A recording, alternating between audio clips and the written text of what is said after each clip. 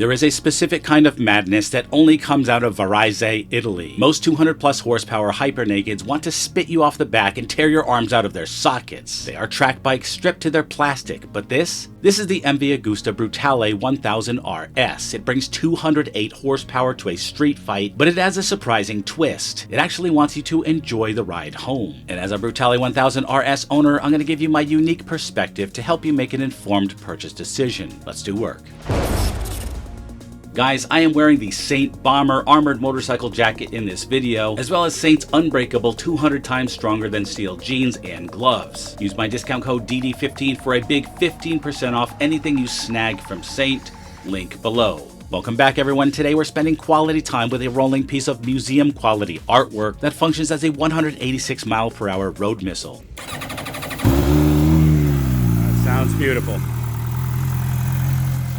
Everyone knows MV Agusta makes jaw-dropping bikes, there's no debate there, but the RS is a unique animal. It's built to be the more accessible, road-friendly sibling to the ultra-hardcore RR. But don't let the word accessible fool you. Beneath this paint is a terrifyingly fast machine. Today we're doing a deep dive ride and review to see if it lives up to the exotic badge, and look at a few incredible design details that you've probably never heard about. Let's get into it. Before we even turn the key, we have to talk about the visual impact of this machine. In a world where mass-produced nakeds are starting to look more like generic plastic transformers, MV Agusta continues to build rolling fine art. Massimo Tamburini, the legendary designer behind the original Brutale and the Ducati 916, always believed a motorcycle should look beautiful even with its skin removed. This 1000 RS carries that exact DNA. Look at the silhouette. This bike has this aggressive hunch-forward stance that makes it look like it's speeding while sitting completely still on the rear stand.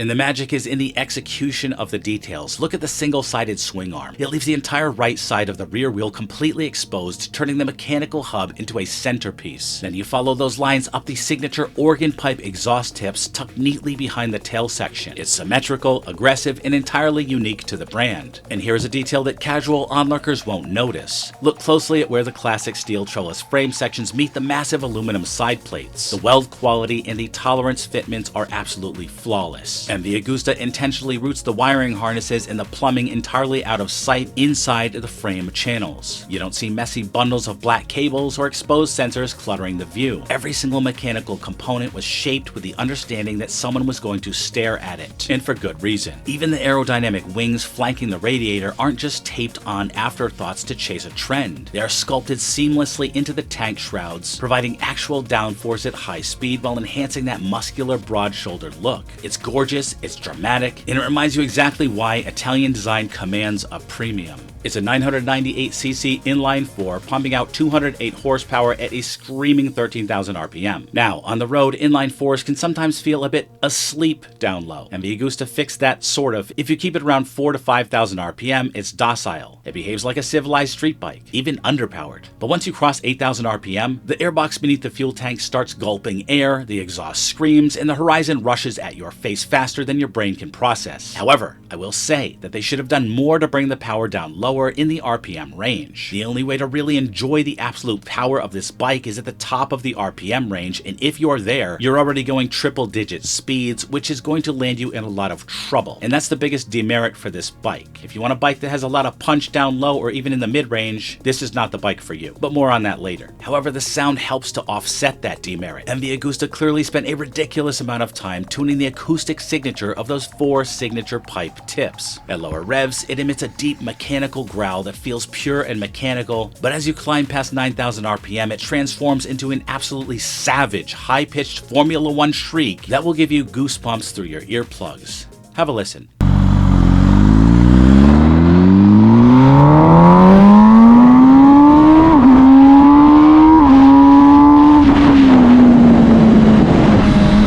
Menacing. It is probably the meanest exhaust I've ever heard. Okay, the biggest differentiator for the RS over other hypernakeds is the ergos and the suspension. Instead of ultra-aggressive clip-ons that break your wrists, the RS gives you slightly raised semi-handlebars. You sit more upright, combine that with a softer redesigned seat cushion, and you can almost ride this for hours without needing a chiropractor. It's not that comfortable, but it's passable. Instead of a semi-active electronic suspension, MV went old-school analog here, a massive 50mm Marzocchi front fork, and a Sachs rear monoshock. They are fully fully adjustable, and honestly, for the street, this mechanical setup is sublime. It filters out all the road imperfections beautifully, but keeps the chassis completely flat when you push hard into a corner. And speaking of corners, when you tip it into a bend, the front end feels utterly unshakable, because the RS swaps out the digital guesswork of electronic suspension for that massive, beautifully tuned 50mm analog Marzocchi fork. You get crystal clear feedback from the front tire, allowing you to hold a line like a surgeon. Now let's talk about some of the fascinating engineering details in this bike that highlight just how obsessive MV Agusta is. Fact number 1, Formula 1 valve geometry. If you look into the cylinder head, this engine uses a radial valve arrangement. Instead of the valves being perfectly parallel like almost every other motorcycle on Earth, they're angled outward in a cone shape toward the combustion chamber. It's an incredibly complex design derived from old F1 technology that optimizes gas flow and burns fuel faster, which is how they extract 208 horsepower out of a naturally aspirated 1000cc motor. And the exotic materials don't stop there. The connecting rods are titanium, the intake and exhaust valves are also titanium, even the valve tappets are coated in DLC or diamond-like carbon to minimize friction at high RPM. Here's another fact that saves your hands from falling asleep. Inside the crankcase sits a unique counter-rotating balance shaft that spins at twice the speed of the drive shaft. MV engineered this specifically to cancel out high-frequency secondary vibrations by 54%. When you're cruising at highway speeds, the engine feels incredibly smooth, lacking that typical high-frequency buzz that plagues other inline fours. Finally, check out the throttle block. It features a counter-rotation throttle system. When you push that throttle forward past its natural closed position, it smoothly and instantly deactivates the cruise control. It sounds simple, but it prevents that awkward mid-corner surge you sometimes get on bikes when tapping the brakes to shut off cruise control. Let's talk about some imperfections. Look, as an automotive journalist, I have to be real with you. No bike is perfect, and when you buy an exotic Italian machine, you accept a few quirks. First, let's talk about city riding. This bike hates stop-and-go traffic. Below 40 miles per hour, without the wind lifting your chest, you're going to start to feel that weight on your wrists. Also, the engine radiates a massive amount of heat onto your legs, and the turning radius is incredibly wide. Trying to pull a U-turn on a narrow street feels like maneuvering a battleship. This bike has the worst turning radius I've ever seen, so just get used to going back and forth. Second, the tech interface. The 5.5-inch TFT dash looks beautiful, and the MV Ride app lets you customize everything from traction control to front lift wheelie control right from your phone. But navigating the menus using the handlebar switches can feel clunky and unintuitive until you build up serious muscle memory. Finally, there's the reality of ownership. Sourcing parts and finding specialized technicians can feel like a treasure hunt depending on where you live. It does come with an impressive 5-year factory warranty now, which shows their commitment to reliability, but it's still an exotic beast that requires meticulous upkeep. MSRP for this bike is just over $24,000. Is that expensive? Yes, it is, but you are buying one of the most beautiful Italian masterpieces ever made. It's also not only unique in the way it looks, but in the way it sounds. That exhaust scream is